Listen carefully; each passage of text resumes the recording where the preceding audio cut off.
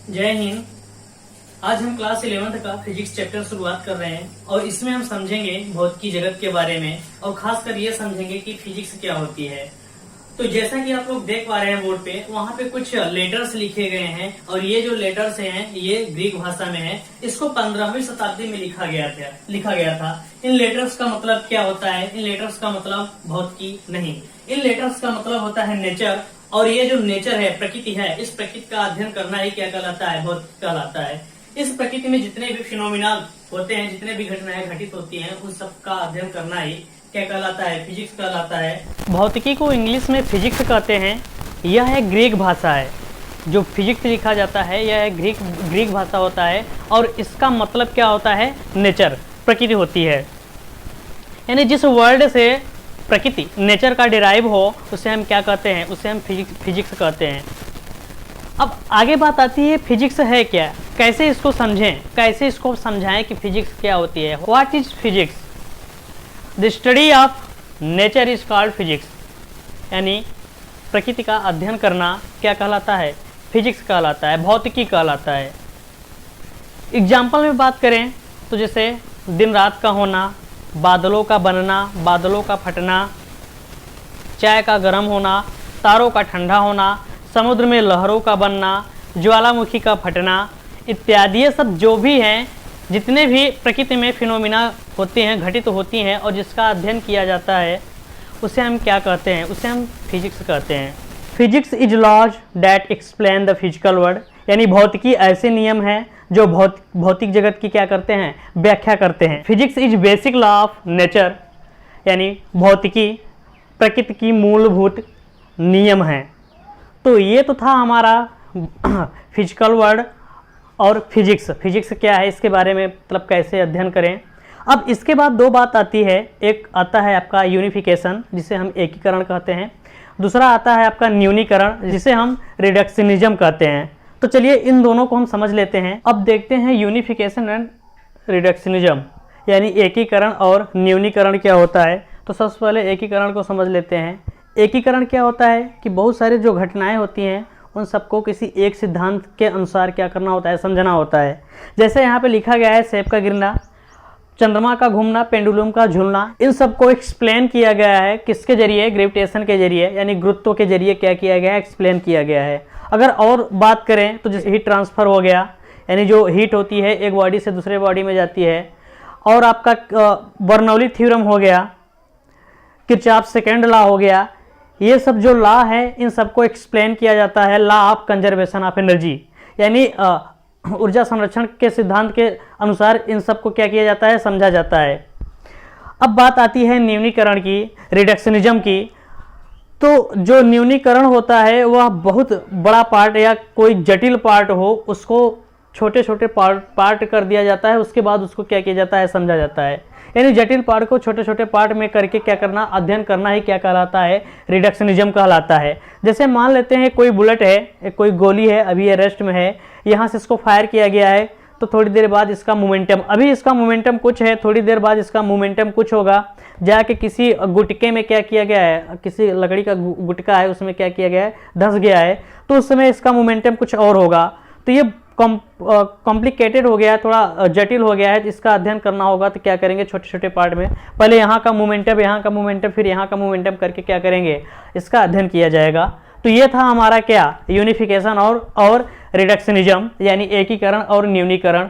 अब इसके आगे हम ये समझते हैं कि ये जो फिजिक्स है इसका स्कोप कहाँ है, या फिर हमारा जो फिजिक्स है बेसिकली फिजिक्स को कितने भागों में क्या किया गया है? बांटा गया है। तो चलिए अब हम समझते हैं फिजिक्स को कितने भागों में बांटा गया है या फिर इसका स्कोप क्या है।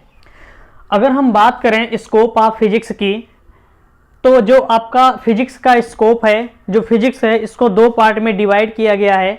एक है आपका मार्कोस्कोपिक, दूसरा होता है आपका माइक्रोस्कोपिक। जो मार्को होता है इसको स्थूल बोलते हैं, यानी इसमें जो अध्ययन किया जाता है बड़े बड़े पार्टों का अध्ययन किया जाता है, इसलिए यहाँ पे लिखा गया है स्थूल का अध्ययन, यानी बड़े पार्टों का अध्ययन किया जाता है।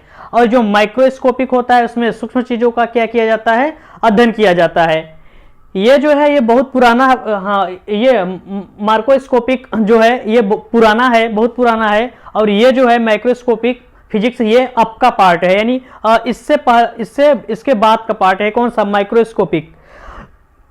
इसमें जो है क्लासिकल मैकेनिक्स का प्रयोग किया जाता है, किसमें, माइक्रोस्कोपिक में। और जो माइक्रोस्कोपिक है इसमें आपका क्वांटम मैकेनिक्स का क्या किया जाता है, प्रयोग किया जाता है।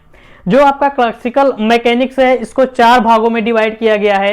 एक है मैकेनिक्स, उसके बाद आता है थर्मोडायनेमिक, उसके बाद आता है इलेक्ट्रोमैग्नेटिज्म और आता है आपका ऑप्टिक्स।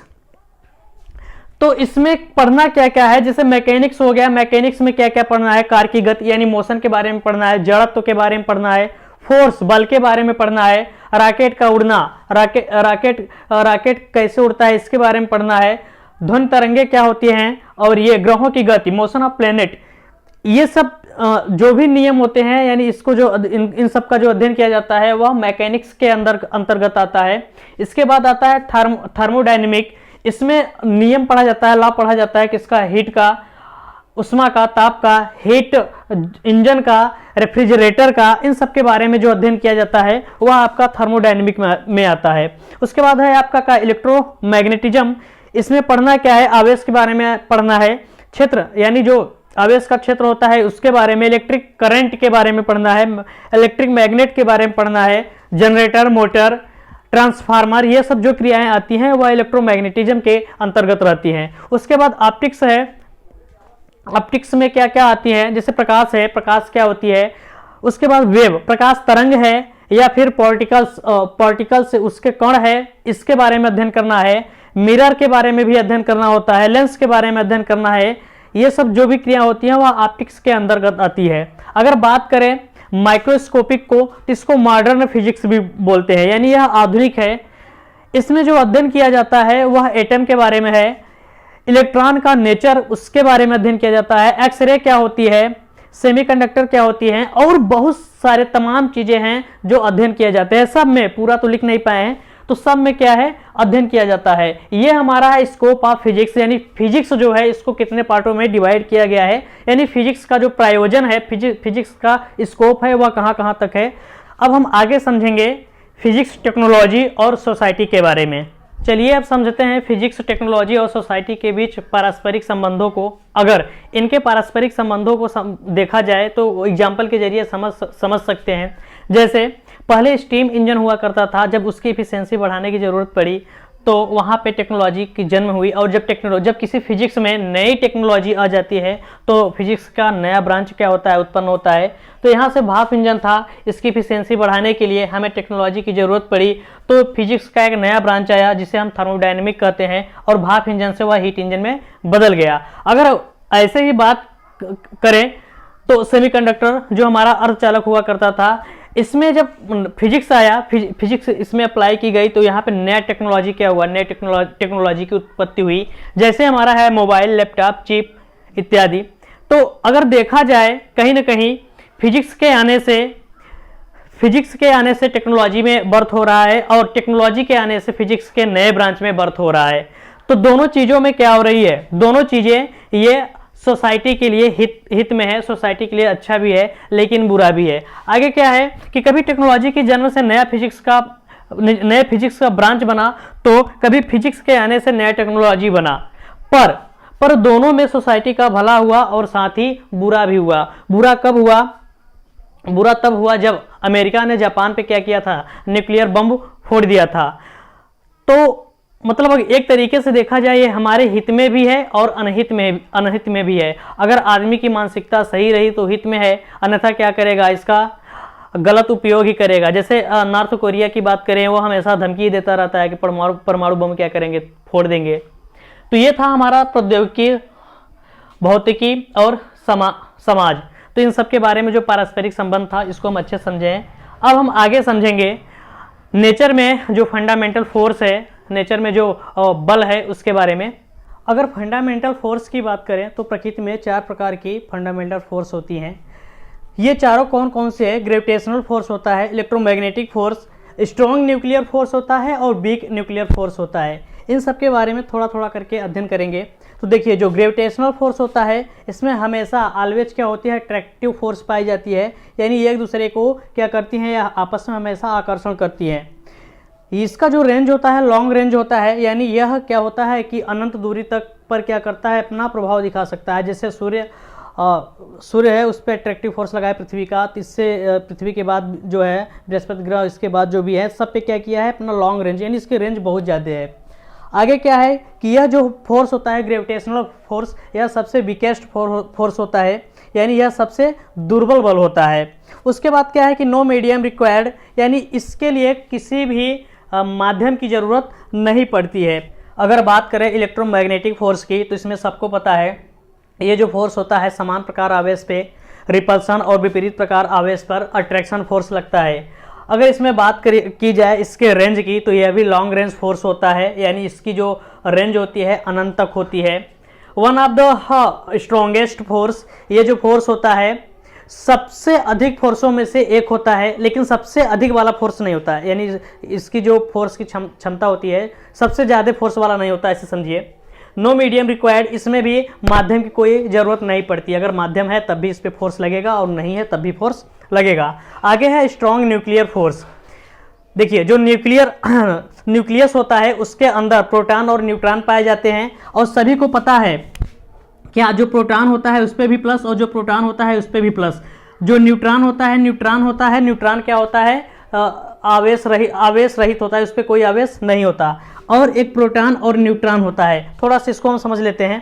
कहने का मतलब प्रोटॉन पे न्यूट्रॉन पे, प्रोटॉन और न्यूट्रॉन के बीच कैसा फोर्स लगेगा इसको समझते हैं। देखिए अगर प्रोटॉन के बीच लगता है तो इस पर रिपल्सन फोर्स लगता है। क्यों? क्योंकि न्यूट्रॉन पे कोई आवेश होबे नहीं करता, तो हमेशा लगता है कौन सा, रिपल्सन वाला फोर्स। लेकिन ऐसा हुआ नहीं, क्यों? क्योंकि इसके अंदर एक विशेष प्रकार का अट्रैक्टिव फोर्स काम करता है, और ये जो अट्रैक्टिव फोर्स काम करता है वह न्यूक्लियस के भीतर कार्य करता है। ये जो अट्रैक्टिव फोर्स होता है, जो स्पेसिफिक अट्रैक्टिव फोर्स होता है, इसकी खासियत क्या होती है कि प्रोटॉन और प्रोटॉन के बीच भी अट्रैक्शन वाला फोर्स लगेगा, न्यूट्रॉन और न्यूट्रॉन के बीच भी अट्रैक्शन वाला फोर्स लगेगा, और प्रोटॉन और न्यूट्रॉन के बीच भी अट्रैक्शन वाला फोर्स लगेगा। यह एक विशेष प्रकार का फोर्स है और यह केवल न्यूक्लियस में पाया जाता है। Do not depend on charge, यह चार्ज पर डिपेंड नहीं करता कि प्लस है उसके साथ माइनस उसको चाहिए, नहीं। न्यूक्लियस के भीतर यह पॉजिटिव पे भी पॉजिटिव और बिना किसी चार्ज पे भी, क्योंकि न्यूक्लियस के अंदर प्रोटॉन और न्यूट्रॉन ही पाए जाते हैं।